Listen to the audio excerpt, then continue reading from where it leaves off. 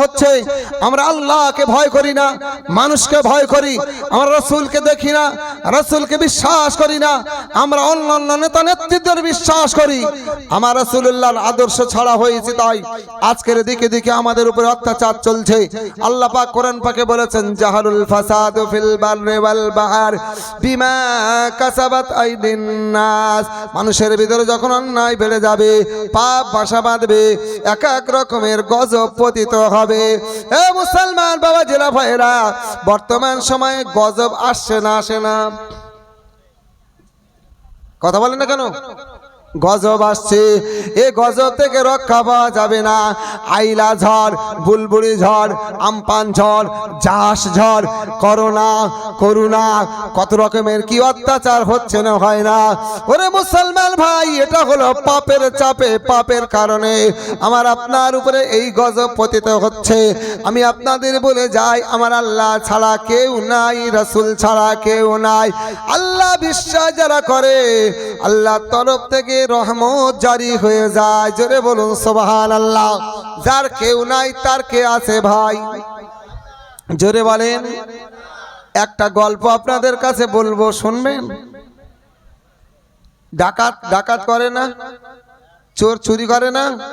আগের তুলনায় চুরি কমেছে না বেড়েছে? হ্যাঁ, কমেছে আলহামদুলিল্লাহ বলেন। এই ডাকাতি আর আছে যে ডাকাত বাড়ি গিয়ে মস্তানি করতে, মালবার কর কথা বলে গুলি করব, সেই ডাকাত আর নাই। এখন একদল ডাকাত ভাই ডাকাত করতে যেত তৎকালীনে, আমার মানে এক্ষেত্রে বলছি, আমি ডাকাতদের সঙ্গে সলা পরামর্শ কথাবার্তা বলে দেখেছি। ওরা যখন ডাকাত করতে বেরোয়, তখন ওরা 2 রাকাত নামাজ পড়ে বেরোয়। এই শুনেছেন? এই ছেলে, আমার কথাগুলো শুনছে বাবু? অসুবিধা হচ্ছে নাকি?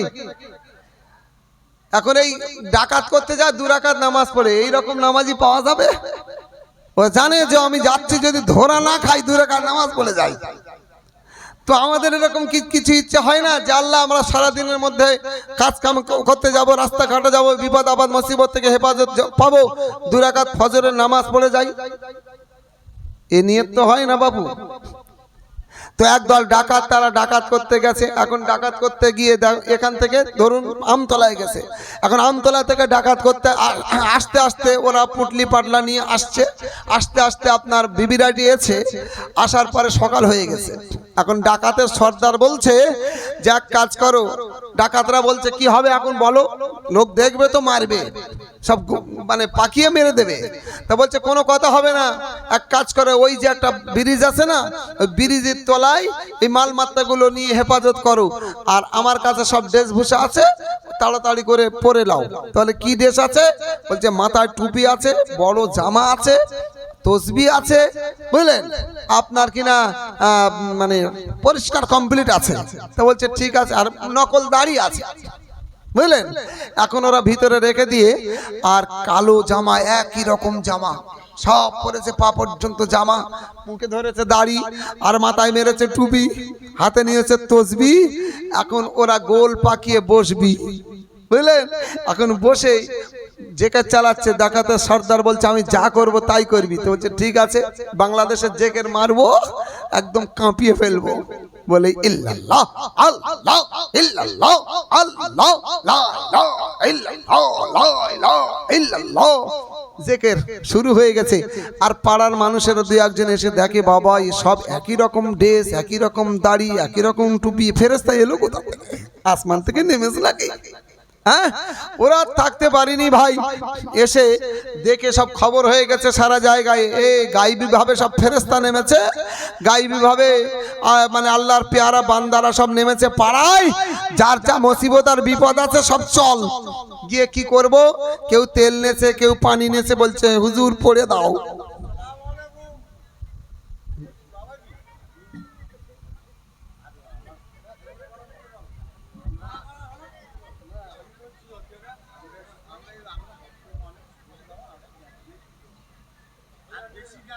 আচ্ছা ঠিক আছে।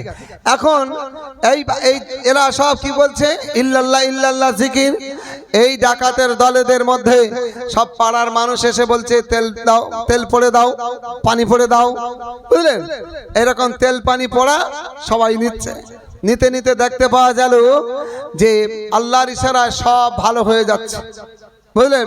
বিশ্বাসে মিলায় বস্তু তর্কে বহুদূর, বিশ্বাসে মিলায় বস্তু তর্কে বহুদূর। এই আলেম ওলামাদের উপরে বিশ্বাস করে কেউ বা তেল পানি পড়া নাই, কেউ বা তাবিজ নাই, বিভিন্ন ভাবে তদবির তাকেদা করে। ওয়ানুনাজ্জিলু কুরআন মা হুয়া শিফা ওয়া রাহমাতুল লিল মুমিনিন।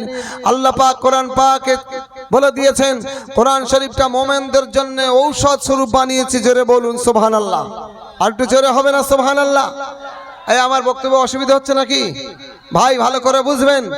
এখন এই ব্যক্তিটা উনি দোয়া দরুদ পড়ে দিচ্ছে। এখন এই পাড়ায় একজন বদমাইশ ছিল, সে এত বদমাইশি করেছে তার বাচ্চা, দুটো বাচ্চা পঙ্গু হয়ে পড়ে আছে।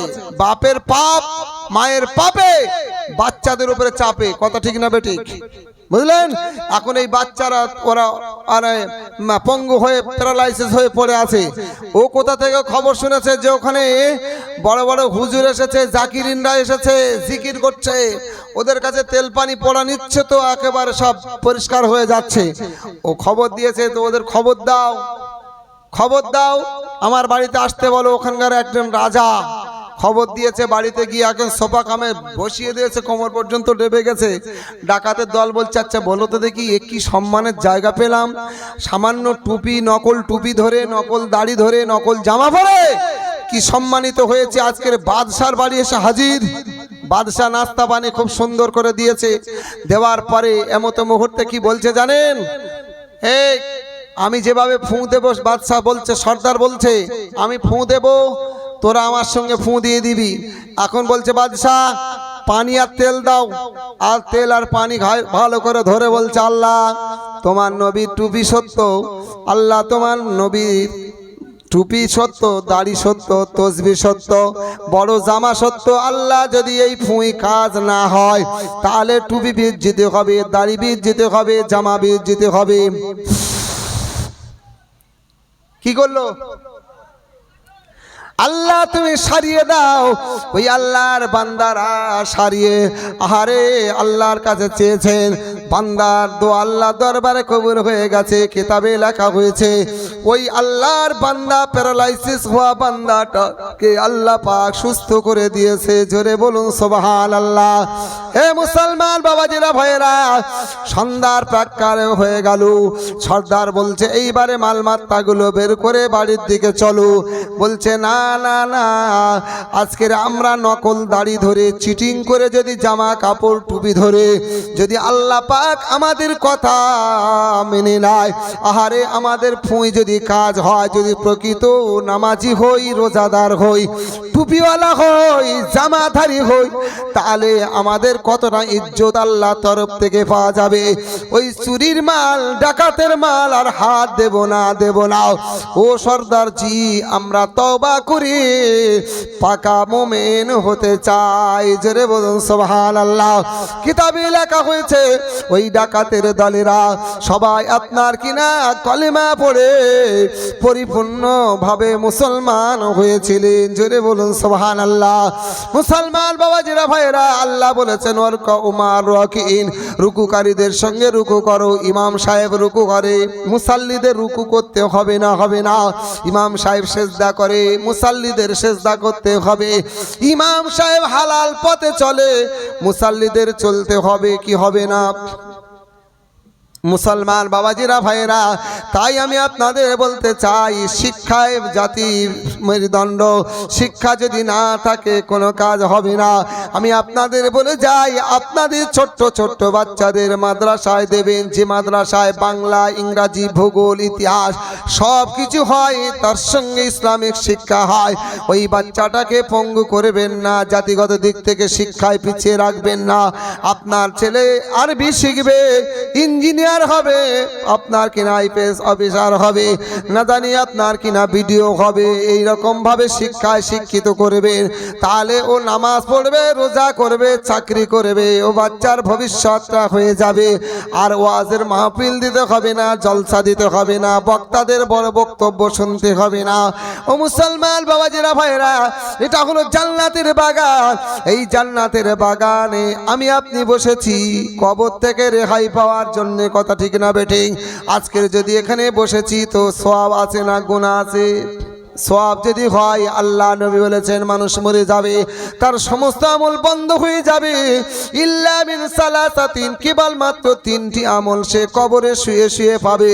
এক নম্বর হলো সাদাকাতিন জারিয়াতিন, একটা হলো সাদকায়ে জারিয়া, যে টাকাটা দিয়ে আপনি মসজিদ করেছেন, মাদ্রাসা বানিয়েছেন, ওই মসজিদে যত মুসাল্লি নামাজ পড়ে, যত কোরআন শিক্ষা করেছে, ওই মাদ্রাসায় যত হাফেজ মাওলানা হয়েছে, ওর বিনিময়ে যত সওয়াব হবে, আপনি দাতা হিসাবে কবরে শুয়ে শুয়ে সওয়াব পাবেন। জোরে বলুন। আপনি 5 ওয়াক্ত নামাজ পড়তে যাবেন, ওই নামাজ পড়ার খাতিরে সওয়াব হবে, আপনি সওয়াবের অধিকারী হবেন। আল্লাহ নবী বলেছেন আউওয়ালাদিন সালিহু ইয়াদউলাহু, 2 নম্বর হলো কেউ যদি নেক সন্তান দুনিয়ায় রেখে দিয়ে যায়, আর নেক সন্তানের বিনিময়ে যত ভালো কাজ হবে, সওয়াবের কাজ হবে, ওই সওয়াবটুকু পিতামাতারা কবরে শুয়ে শুয়ে সওয়াব পাবে। জোরে বলুন। আরেকটু জোরে হবে না সুবহানাল্লাহ। এখানে যারা বসেছেন আপনার সওয়াবটা আপনি পাবেন, এই সওয়াবটা আপনার দাদু দাদা মা বাপ নানা নানি 14 গোষ্ঠী পর্যন্ত সবাই হকদার হয়ে যাবে। জোরে বলুন সুবহানাল্লাহ। নবী বলেছেন ওয়ালাদিন সালিহু ইয়াদউলাহু, কেউ যদি নেক সন্তান দুনিয়ায় রেখে দিয়ে যায়, নেক সন্তানের বিনিময়ে যত সওয়াব হবে, এই সওয়াবটুকু পিতা মাতারা কবরে শুয়ে শুয়ে পাবে। জোরে বলুন সুবহানাল্লাহ। তাহলে নেক সন্তানের দরকার আছে না নাই? আজকের নেক সন্তান হিসাবে আমরা এখানে বসেছি, আমাদের নেকিগুলো পিতামাতারা কবরে শুয়ে শুয়ে পাবে। ও মা বোনেরা, আপনারা এখানে বসেছেন কবরে আযাবের ভয়ে, কথা ঠিক না বেঠিক? আমরা সবাই কবর থেকে রেহাই পাওয়ার জন্য বসেছি। কবরে আযাব হয় না? হয় না? কবরে আযাব হয়। ওই কবরে আযাব থেকে নাজাত পেতে গেলে ও মুসলমান বাবাজিরা ভাইরা, ভালো কাজ করতে হবে, ভালো কাজের বিনিময়ে আপনি কবর থেকে রেহাই পাবেন, আপনার আব্বা মা আত্মীয় স্বজনেরা রেহাই পাবে। আর যদি ভালো কাজ না করেন তো কবর থেকে কেউ রেহাই পাবেন না। আজকের সেই নিয়তে বসেছেন যে নিয়তে আহারে আপনারা জলসা মাহফিল কায়েম করেছেন। আপনারা যদি না বসতেন এই জলসার ঐতিহ্য থাকতো না, কথা ঠিক না বেঠিক? ও মুসলমান বাবাজিরা ভাইয়েরা মায়েরা, কবরে আযাব হয়। এই আযাবটা কে দেখেছে? জুনাইদ বাগদাদি রাহমাতুল্লাহ আলাইহি কিতাবে লেখা হয়েছে। রাস্তা দিয়ে হেঁটে হেঁটে যায়, যেতে যেতে দেখতে পাই কত সময়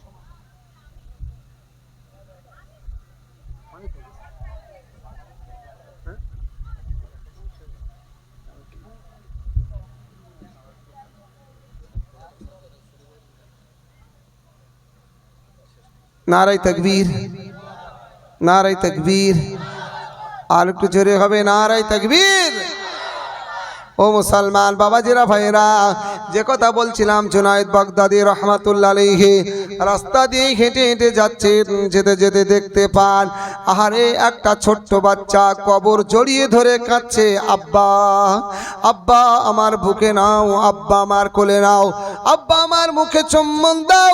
কেমন করে আপনার কিনা বাচ্চাটা কেঁদে জারে জার হয়ে যান।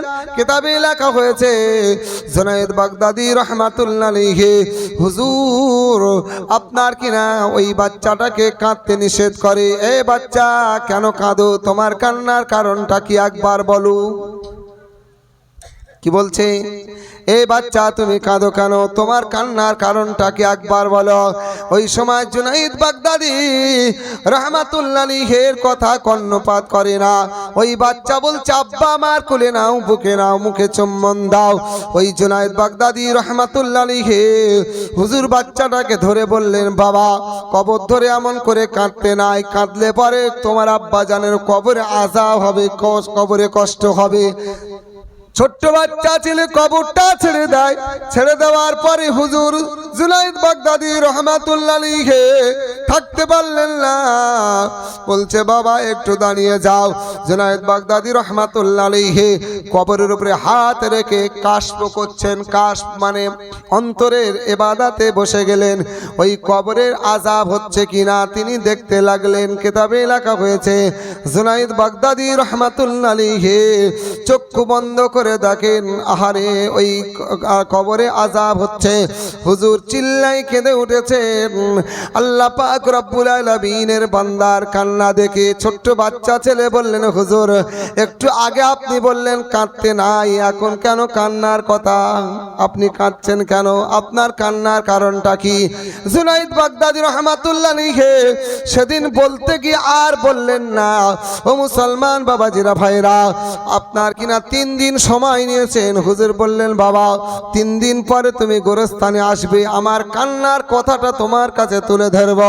কিতাবে লেখা হয়েছে জুনাইদ বাগদাদী রাহমাতুল্লাহ আলাইহি হুজুর 3 দিন পরে বাড়ির দিকে যেতে যেতে তাসবিহ তাহলিল করে, বাড়িতে গিয়ে গোসল করে আপনার কিনা দোয়া দরুদ পড়ছে। ও মুসলমান বাবাজিরা ভাইরা, জুনাইদ বাগদাদী রাহমাতুল্লাহ আলাইহি হুজুর কি আল্লাহ